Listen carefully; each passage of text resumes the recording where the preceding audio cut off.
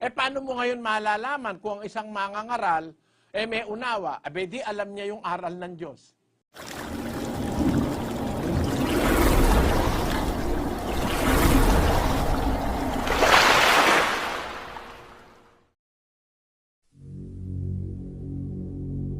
Malalaman mo naman yung walang unawa eh. Pag nalaman mo yung walang unawa, malalaman mo yung may unawa. 1:7 ng Timoteo. Na nagsisipag na sang maging mga guro ng kautusan, bagaman di nila natatalastas kahit ang kanilang sinasabi, kahit ang kanilang buong tiwalang pinatutunayan. Ayon, merong nagnanasa na maging guro ng kautusan ng Diyos. Gusto nila magturo sila sa tao ng kautusan. Pero sabi ni Pablo, hindi nila natatalastas. Yung natatalastas, ibig sabihin nun, nauunawa. Hindi nila natatalastas kahit ang kanilang sinasabi. Tinan mo nga yun, ang paradox, nagsasalita, pinapatunayan ng isang bagay, pero hindi pala naman niya naiintindihan yung pinapatunayan niya at saka yung sinasalita niya. Meron bang ganon? Eto, babalikan ko lang kapiraso. Ang pagsa-sign of the cross daw, pang-adya sa kaaway, panlaban kay Satanas. Bakit pagharap mo kay Santa Maria, sa estatwa, nagsa-sign of the cross ka? Nauunawa mo ba yung sinasabi mo? Yung pala'y panlaban kay Satanas. Ba't pagdaan mo sa simbahan, nagsa-sign of the cross ka? Yun ang katuparan nung sinasabi ni Pablo kay Timoteo. Hindi nila natatalastas ang kanilang sinasabi, kahit ang kanilang buong tiwalang pinatutunayan. Ang ginagawa mo, hindi mo iniintindi Hindi mo iniintindi yung ginagawa mo. Yung pala'y panlaban sa kaaway yung sign of the cross. Bakit sa harap ni Maria nagsa-sign of the cross ka? Naintindihan mo ba yan? Ginagawa mong kaaway si Maria. Yon ang ibig kong sabihin, kapatid. Merong tao, hindi niya naiintindihan yung sinasabi niya. Gaya ng turo na yon. Ngayon, paano mo naman malalaman yung nakakaunawa? Alin ba ang nauunawa niya? Kasi, kung kailangan ng pagkaunawa, alin ang mauunawa mo? Halimbawa, ako, nangangaral ako.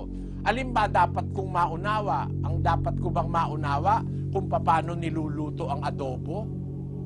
O kaya kung paano pagluluto ng kare-kare? Yun ba dapat kong maunawa? Mangangaral ako Dapat ang maunawa ko, aral.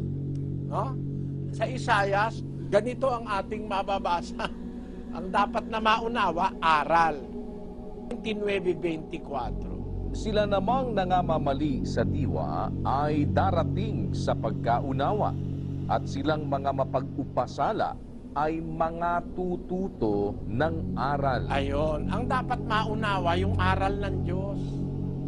Paano mo ngayon malalaman kung ang isang mangangaral, may unawa? Di alam niya yung aral ng Diyos. Sabi ng hula kasi, namamali sa diwa, darating sa pagkaunawa. Ang mapag-upasala, matututo ng aral. Yun ang dapat maunawaan, ang aral ng Diyos. Ang mangangaral dapat nauunawaan niya yung aral na kanyang iniaaral. Alam mo, marami ngayong mangangaral, di niya naiintindihan yung inaaral niya Alam mo kung bakit? Basahin natin ang 2:20 ng Rome. Tagasaway sa mga di nakaalam, guro ng mga bata, na sa kautusan ay mayroon kang anyo ng pagkakilala at ng katotohanan. Ikaw nga na nagtuturo sa iba, hindi mo tinuturuan ang iyong sarili? Ikaw na nangangaral sa tao na huwag magnanakaw, nagnanakaw ka? Ikaw na nagsasabing ang tao ay huwag mangalunya, nangangalunya ka? Ikaw na nasusuklam sa mga Diyos-Diyusan ay nanakawan mo ang mga templo? Ikaw na nagmamapuri sa kautusan, sa iyong pagsuway sa kautusan ay niwawalan mo ng puri ang Diyos. Sapagkat ang pangalan ng Diyos ay nalalait ng mga hintil dahil sa iyo, gaya ng nasusulat. Maliwanag na merong mga mangaral, hindi niya naiintindihan yung ginagawa niya. Nangangaral siya halimbawa, hindi niya naunawaan. Bakit? Ang pruweba siya mismo Hindi niya alam yung sinasabi niya, hindi niya alam yung kanya ipinangangaral. Bakit? Nagtuturo ka sa iba, hindi mo naman tinuturuan ang sarili mo. Nagsasabi ka sa tao, wag mangangalon niya, nangangalon niya ka. Ikaw na nagsasabing wag magnanakaw, nagnanakaw ka. Yun ang mga hindi nakakaunawa, kapatid. Ang mauunawa kasing dapat maunawa yung aral. Kaya ang sabi ng Diyos sa 3:13 ng Kawikaan, pakinggan mo. Mapalad ang tao na nakakasumpong ng karunungan at ang tao na nagtatamo ng kaunawaan. Sabi ng Diyos, mapalad ang tao na nakakasumpong ng karunungan, ang tao na nagtatamo ng kaunawaan. Alin ang mauunawaan mo? Di yung salita ng Diyos, yung aral, yung karunungan ng Diyos. Yan kasing nasa Biblia, karunungan ng Diyos ang tawag dyan That is the wisdom of God. Yun ang dapat maunawa, pangunahin na ng isang mangangaral. 4:7 ng Kawikaan. Karunungan ay pinakapangulong bagay, kaya't kunin mo ang karunungan. Oo, sa lahat mong kukunin ay kunin mo ang unawa. Ngayon, ang utos ng Diyos sa isang mangangaral, ang karunungan niya, yun ang pinakapangulong bagay. Hindi karunungan ng mundo yan, Hindi karunungan ng sanlibutan, magkaiba yun Ang kailangang matutunan ng mangaral, maunawa, yung karunungan ng Diyos. Yun ang nangyari sa mga apostol 2:6 ng unang Korinto. Gayunman ay nangagsasalita kami ng karunungan sa mga may gulang, bagaman hindi ng karunungan ng sanglibutang ito o ng mga may kapangyarihan sa sanglibutang ito, na ang mga ito'y nangauuwi sa wala. Magkaiba yung karunungan ng sanlibutan na uuwi lang sa wala, kaysa dun sa karunungang itinuturo ng mga apostol. Sabi niya, nagsasalita kami, sabi ng mga apostol, ng karunungan. Bagaman hindi ng karunungan ng sanlibutang ito, sapagkat ang karunungan ng sanlibutan, nauuwi lang yan sa wala Pero ang sinasalita nila, yung karunungan ng Diyos. Yun ang kanilang naunawa, yung aral ng Diyos, yung salita ng Diyos. Dapat alam ng mangangaral yun.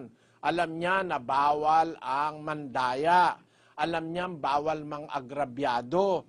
Alam niya na ang karunungan ng Diyos ay dapat tapat, hindi manluloko. Basahin natin ang 3:17 ng Santiago.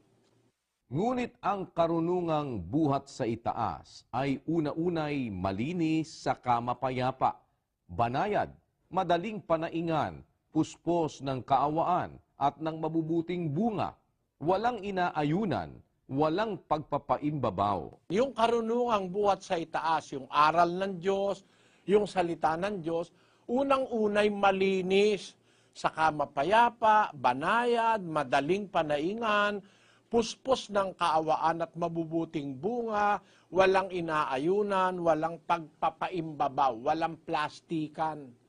Ang mangangaral na meron niyang karunungan na yan, makakaunawa siya ng salita ng Diyos sa Biblia. Doon mo malalaman kung ang mangangaral may unawa, alam niya yung aral. Parang mag-isip ka, May mangangaral ngayon, hindi alam ang Biblia Magsasalita, 1 oras hindi nagbabasa ng Biblia Kung ano yung current events na nangyayari, yun ang pinagdadaldal sa mga miyembro. Dapat ang ministro nagbubuka ng bibig na may karunungan. Yung aral. Pagka binuka mo yung bibig mo, may karunungan, may aral, ibig sabihin, babasahin mo sa Biblia. Kasi nasa Biblia yung karunungan ng Diyos pag ang mangangaral, nagdadaldal lang, hindi nagbabasa ng talata, hindi nakakaunawa yon.